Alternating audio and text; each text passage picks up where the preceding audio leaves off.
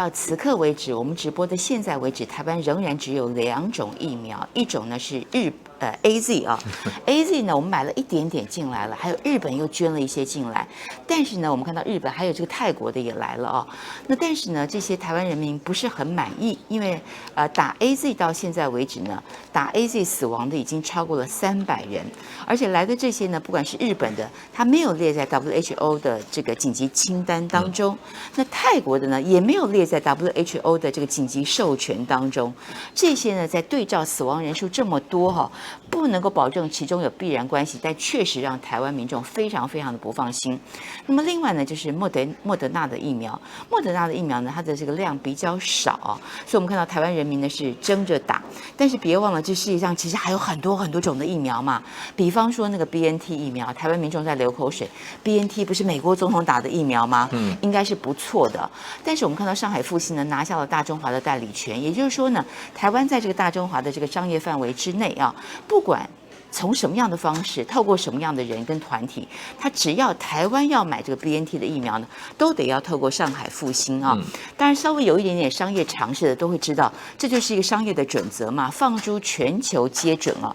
但是我们台湾的这个蔡英文团队呢，还有这个陈时中团队哈，就是没有办法绕过这个圈子哈，给自己设下了很多的路障，所以到现在为止，我们台湾一剂 BNT 都没有。但是 BNT 在此刻呢，变成是一个必要品哈，它不是一个可有可无的东西啊。倒不是因为台湾人民这个 AZ 跟这个莫德纳就是死不肯打，也不是这样。现在没得打，大家也都硬着头皮去打 AZ 嘛。但是 BNT 呢，它是世界上目前唯一可以打12岁到18岁的青少年。台湾的孩子呢，已经这个远距教学1个多月了，接下来9月能不能够顺利开学？虽然老师都打了，但是这么多的青少年学生都没有打，会不会接下来哈？我们看到。我们都说再苦不能苦孩子，要抢救呢，一定要先抢救孩子，保护好、照顾好孩子。但是台湾没有 BNT 怎么办呢？所以我们看到很多企业家，包括了永龄基金会也好，包括了台积电，包括了慈济啊，看到了这个，所以他们都说我们要去买 BNT 疫苗。好不容易呢，千呼万唤之下呢，蔡英文在舆论的压力之下啊，特别是打 AZ 死这么多人之下，压力顶不住了。这个蔡英文呢，接近了这个永龄基金会的郭台铭，还有这个台积电的刘德英。那么慈济呢就跳过，完全当塑胶，略而不提。那么现在呢，据说已经拍板定案，然后重头戏就来了。7月5号呢，国台办召开了一个记者会，那么说明了一些进度哈，也证实目前已经签约了。但是丢下一句话哈，这句话呢，台湾炸了锅，说什么呢？好，台湾地区呢，如果要买 BNT 的话哈，上海复星是唯一的管道。这就回到我一开始讲的，因为它就是一个代理权嘛，哈，它就是一个商业机制，没办法，现在是由台湾的民间团体买、企业买，不是由台湾政府买。照理说呢，已经可以避开政府对政府之间的尴尬，因为现在两岸关系不好。但是呢，由企业买也不行。我要给大家看一下哈，这个绿营媒体《自由时报》呢，这2天就登的这些哦，你看到哈，要提醒我们台湾人注意，好。这个企业呢购买 BNT， 慎防标签搞矮化哈。标签怎么样搞矮化？我看了也是懵了。这个里面的小字呢，大家可能看不清楚，我给大家念一下哈。他说哦，要小心。因为 BNT 的这个标签符号都有可能被加入异中的元素哈，瓶罐的包装也可能会出现复必泰3个字，只要一旦有复必泰或者简体字或者中文，那就一定不会是德国原厂的标签。看到这里哈，抱歉，我跟我的团队就忍不住笑起来了。我们今天打疫苗哈，是打疫苗还是打标签啊？这标签有这么重要吗？这个介老师。这些人啊，钻牛角尖啊，心胸狭隘到如此地步啊，所以就台湾今天搞成这么乱啊，就是这些人搞的啊，就是说在那边要小鼻子小眼睛到极点。你今天到台湾，你到哪一个商场去买，上面没有商品，后面写的 Made in China。我刚好手边有一瓶水哈，我们帮来宾准备的水，我都讲，你看到这个水哈，也是从海外进口来的。但在台湾呢，它也是贴上了中文的标签嘛，对不对？用自己的标签，为什么呢？因为台湾人不见得每个人都会看英文呐，所以它这个标签上面也有中文。那我们在台湾当然就是简体字嘛，那大陆就是就我们台湾就是繁体字嘛，对啊大陆就是简体字嘛，对，所以一瓶水都这样了哈，更何况疫苗？那疫苗我就不太懂了，因为说实话，上海或是整个大陆，它并没有这个 BNT 的代工厂，并没有，对，所以现在呢，买到的 BNT 它一定是德国的原厂制造，这个是没有错，在台湾经过反复的辩证，虽然绿营刚开始想要带风向，说我们现在的 BNT 全部都是大陆做的，但是后来一查发现不是如此嘛，他们也不讲话了。就算是来自德国原厂的 BNT， 只要上面的标签有了简体字，我们台湾人就被矮化了。就这么容易吗？就是这些人这种心态，让今天台湾打不到这个 BNT 的疫苗嘛。所以你现在看得很清楚，这些人反中仇中啊，重大于台湾的人命嘛。那这个疫苗是来救命的，你今天你还要把它政治化，那你就拿不到这个疫苗。那这个疫苗现在就很清楚，不是他进不来，是你不给他进来嘛。就是你们这些写这种文章、这种概念的人，他现在不是那种坐实了。今天台湾没有 BNT， 就是你们从头到尾在那边阻挡的结果。要不然我们早就有了，要不然那个时候这个叫什么？就东洋制药林权嘛，3000万老早就进来了啊！现在还有什么问题呢？你看到他这篇里面哈，因为他写这么大一篇，他的论述哈其实蛮多的。他还告诉大家呢哈，我们台湾要小心，因为呢，就算是他当成小标题哦，就算买到原厂，也会被凹成是中国代理。我觉得、本来就是中国大陆的上海复兴代理啊，这有问题吗？我只能说，写这个文章跟相信这个文章，觉得这个文章他真的信的人，那我就是说祝你们好运吧。我是觉得祝你健康吧。我是觉得这是有点搞笑了哈，因为这显示什么呢哈？他说第一个就算是买到原厂的，也会被凹成是中国代理哦。那第一个本来就是中国大陆的上海复兴代理嘛，哈，这本来就没有问题啊。然后你看到网络上噼里啪啦笑翻，网络上说你当我们台湾人都智障吗？我们台湾人都不会分辨吗？更何况哈，标签有这么大的威力吗？哈，中国大陆要打压你台湾，透过很多的这个政治手段方式哈，其实说实话是要花一番力气。但是如果知道有一个标签就可以打压我们台湾的话，那说实在的，国台办根本每天躺着就好了。我觉得有一个网友写的最好，他说大陆希望台湾疫情赶快改善啊，对，因为台湾跟大陆之间一衣带水之间的人民的往来互动的这么明显，台湾的疫情不好了，大陆也是紧张啊，对不对？所以像这个自由时报还号称台湾第一大报，这种幼稚哈，这种偏颇跟偏执，钻牛角尖，然后呢心胸狭隘到如此之地步。所以今天台湾乱从哪里乱起？我觉得这个就从这里乱起。但今天都已经人命关天了。我还是要表扬一下他们啦，因为真的蛮好笑，我觉得蛮舒压的。因为我们团队看了哈，大家就笑很久，因为这个真神逻辑。除了刚刚这个之外呢，还有一个神逻辑哦，再给大家看一下哈，他在下面写哈。北京策动台湾各系统施压政府授权买上海复兴疫苗，北京施压哈。那现在蔡英文已经准啦，蔡英文准了这个台积电嘛，还有准了永林基金会，所以按照他的逻辑，蔡英文已经妥协于北京的施压了。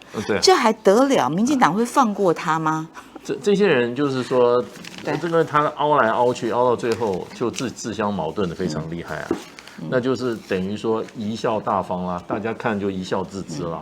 这个报纸这样子把他自己的招牌不断的砸，然后就现在他要弄清楚啊，现在台湾几乎100%的人都希望政府做一件事，对，就是你赶快把疫苗拿进来吧。我们真是望疫苗如大旱之望云系啊。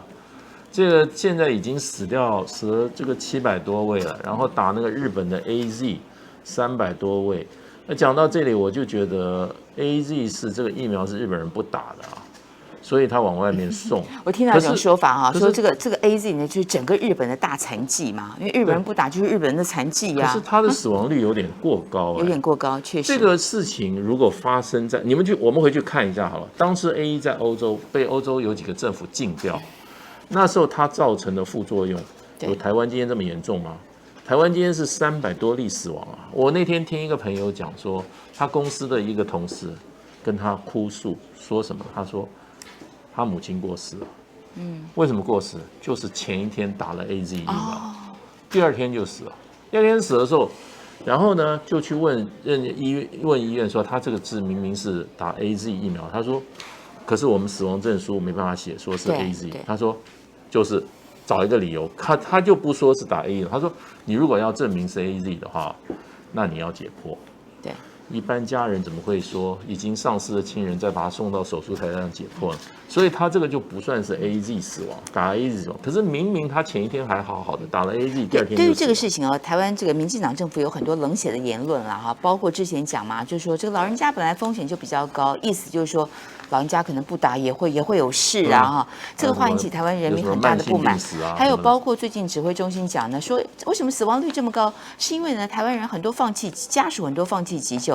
讲完这个话之后被骂翻了哈，因为放弃急救同意书，你知道这个家属都是含着眼泪去签哈，签下去之后心里面可能留下一辈子的阴影，觉得自己好像是谋杀家人的凶手。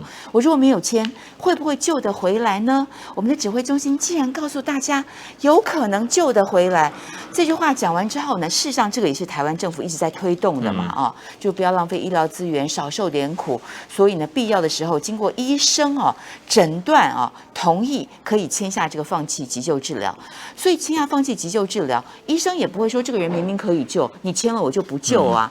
指挥中心竟然讲说，也许可以救得回来哈。当然后来指挥中心是道歉了，确实是失言。我还要再讲的是国台办的这个记者会让绿营的玻璃心碎满地，包括呢我们台湾的行政部门最高首长苏贞昌，他也非常的愤怒。他说呢，这个时候了大陆还来说嘴因为他介意的是4个字，叫做台湾地区因为大陆是说台湾地区要买 BNT 呢，上海复兴是唯一的管道。好，台湾地区在苏贞昌不可忍受，他觉得是矮化台湾。但是要不要去看看？大家都知道嘛，两岸人民关系条例。但它其实全名不是叫《两岸人民关系条例》它就是叫《台湾地区与大陆地区人民关系条例》在这个条例之下呢，有很多很多的其他的一些法规，比方说经济部也有很多，法务部也有很多，包括这个《台湾地区与大陆地区贸易许可办法》等等。前面只要牵涉到两岸的，都是台湾地区与大陆地区。事实上呢，稍微有点常识的人，但我不相信苏贞昌没有常识，我觉得他是故意的。有点常识的人都知道，因为这个呢，就避开了一些政治上的一些纷扰让两边勉强都可以满意，这是一个所谓的对等嘛。台湾地区、大陆地区，我们过去讲美加地区、欧洲地区，对不对？都可以用地区来这个取代所谓的这个国与国。在当初两岸关系好的时候呢，这是一个便宜之道。便宜行事的一个方式。但是苏贞昌呢，就是在这个上面挑事。台湾地区这个玻璃心碎满地。当然讲完之后呢，很多对于两岸关系还有过去的这个方式不太熟悉的民众，也就跟着觉得这个事情我们还要被打压。但事实上，我觉得国台办的这个东西呢，其实是一个善意对，他讲台湾地区，照理说他可以讲台湾省。对不对？他可以这样讲，但他讲的是台湾地区，这个东西呢，符合两岸在友好时候的用语。我觉得他又拉回到了一个善意的管道当中。另外呢，就是国台办也特别强调，他说呢，不只是企业只要是台湾像是这个民间也都可以买民间呢县市政府有企业等等只要有需要的都可以来买。其实在我看来，他是开了一个善意之门。我觉得这个任何角度看，这是一个人道的问题嘛。因为疾病，任何的政府碰到的时候，都是从人道考虑，救人为最高考虑。你如果加政治，你如果都政治思考的话，那么今天台湾这个惨况就是一个铁证对，就是因为民进党是政治防疫从头到尾都在搞政治，搞到现在3+11的破口也是政治，对不对？3+11以后，整个再继续的这个叫什么？这个捂着锅盖，就不搞普筛，不搞普匡列。但季老师，你说捂着锅盖政治现在慈济还在这个锅盖里面呢，因为慈济也要买 BNT， 也是500万剂耶，这3个加起来就有1500万剂，多好啊！能够进来的话，我们的这个学生孩子就安全了。但是你看到蔡英文在这个前天傍晚的谈话当中，他只讲了这个永龄基金会，只讲了台积电，他慈济呢只字不提还有这个国台办他讲了嘛，就是民间县市政府都可以买。在我看来很悲观，因为开玩笑，如果真的让大家买成了，不就坐实哈？台湾最大阻挠 BNT 疫苗的就是民进党嘛。台湾所有的疫苗进不来，就是因为蔡英文跟陈时中啊。我们今天说的很清楚啊，原因第一个，他有政治考量；第二个，他有个人的私利，对，他要把什么？把这个高端跟联雅这个疫苗作为主要的疫苗的供应来源。当时那3000万剂陈时中为什么不买？因为3000万剂 BNT 一买下来的话，台湾60%的人口可以打两剂，是啊，也就是达到了所谓的集体免疫的门槛。对，那如果3000万剂来，我想请问一下，那么他们跟这个不清不楚有不清不楚的关系的民进党里面政治跟有不清楚关系，这个高端跟联雅的话，那他疫苗卖给谁嘛？所以他就从头到尾他就在挡啊。那挡到现在死了1000，包括那个打 AZ 上千人的人命，他还是在挡啊。那这些人彻头彻尾就是为了自己的利益，还有其他不可告人的利益，在阻止台湾人打疫苗。这些人都应该绳之以法，凡是在做这些坏事的人都要绳之以法，要追究他的法律责任。但是我们看到哈，更让人觉得不耻的就是这些绿营的高官呢，嘴巴上是讲哈，我们当然要拥护自己的自产疫苗，但是身体很诚实啊。现在比方说我们刚刚讲台独大佬蔡丁贵鼓励台湾人一定要留下来打自产的疫苗，但是他自己去美国打了 BNT， 还有包括我们看到台湾的立委也好，台湾的高官也好，包括食药署也好，都抢着打啊。现在的 AZ 疫苗、莫德纳的疫苗，尤其是莫德纳的疫苗，大家抢翻了啊。所以这个过程呢，我们就看到了，你嘴巴上，尤其是食药署就是管台湾的自产疫苗的。你为什么食药署不以身作则？大家来等啊，来等这个高端疫苗，来等这个联雅疫苗。食药署为什么要带头把这个跟老百姓抢这个境外的疫苗呢？我跟你讲，蔡丁贵就是最典型的民进党人嘛，对不对？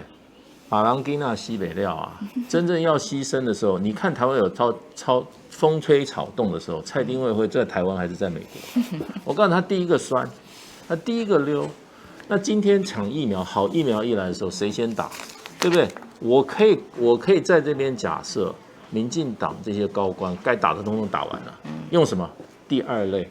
那为什么他抵死不愿意把他的名单拿出来？因为不敢拿出来啊！拿出来问说，哎，怎么陈明文也打了？陈明文为什么可以打？我是假设啊，陈明文啊，为什么啊？今天啊，林佳龙也打了，为什么林佳龙可以打？对，我是假设哈。那今天他就不敢拿出来嘛？但是你看他丢一些来打击政敌哦，比方说他讲连战，我想连战是很多大陆朋友跟海外华人朋友熟悉的啊。2005年访问大陆，连爷爷。那么连战呢，他打了疫苗被披露出来之后呢，在这个绿营内部好好被批斗了一番。你看特权疫苗，同时帮他打的这个疫苗呢，还被罚了帮他打的医院被罚了几十万。但你知道吗？连战现在是一个84岁罹患癌症的老人。在台湾，一个84岁罹患癌症的老人，不管他以前是大官或者他是平民百姓，请问打疫苗有什么不对哦？但是连战呢，这个东西被选择性的丢出来。对。但是到现在为止，所谓被民进党批斗的这些特权疫苗，哪一个是绿的？因为所有的资料、所有的 data 掌握在他们手上哦，他们就一个一个丢出来，专门用来打击政敌。但是食药署是目前大家知道的，食药署呢，我们目前帮他算了一下，它的疫苗覆盖率大概至少已经有6-7成了。对。